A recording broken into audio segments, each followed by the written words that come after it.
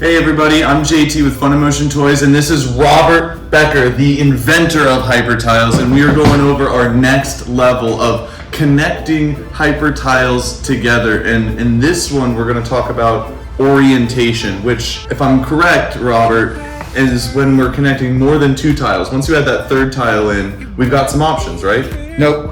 All you have is just two tiles. That's all you can do with HyperTiles. That's it. No, I'm teasing. I'm joking. Okay. A second.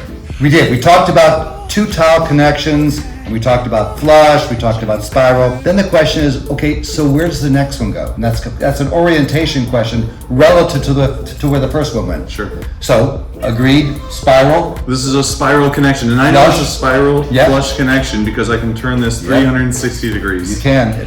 Yep, that's right. It also just kind of goes in spiral. Yeah. So, let's add another one, spiral. Yeah. And have the orientation be opposite this connection. Okay. So if we think about the red tile, opposite would be here. no, the red tile though. Opposite from the red, on the red tile, we would go Right, here. on the red tile, opposite that would be over here. So we'll do another spiral connection. Is that spiral? Ooh, no, it's not. Yeah, because it stops like that. There we go. So there's two spiral connections that are opposite. And opposite would be good then for making, well, a big old spiral chain. Yeah. Which could be used for making, among other things, a spiral flexi loop as our final sculpture. Okay, that's kind of fun. Yeah, that's super neat. Okay, what else besides opposite? Another term people use in math and geometry is adjacent. Okay. And if I want to make that another spiral connection, I go like this. See the spiral? See how it flexes? But can you see how this is different? They're not in a straight line now. It goes off on the adjacent. Sure. These two edges on the red tile are called adjacent to each other. Opposite, and this is adjacent.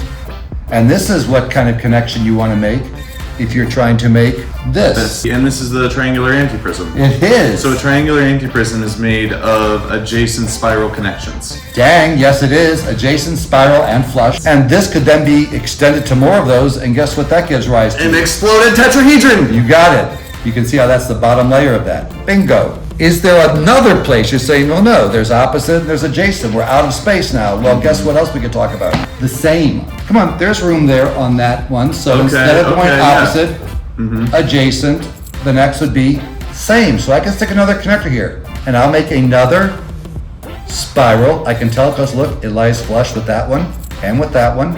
And look what I'm creating here, like a little pinwheel. That's what it looks like, yeah. Yeah, and I could make a 3-way, 4-way, even a 5-way. What does that look like if they're combined together? Yeah, you asked some really cool things. This is actually what we call a pinwheel octahedron.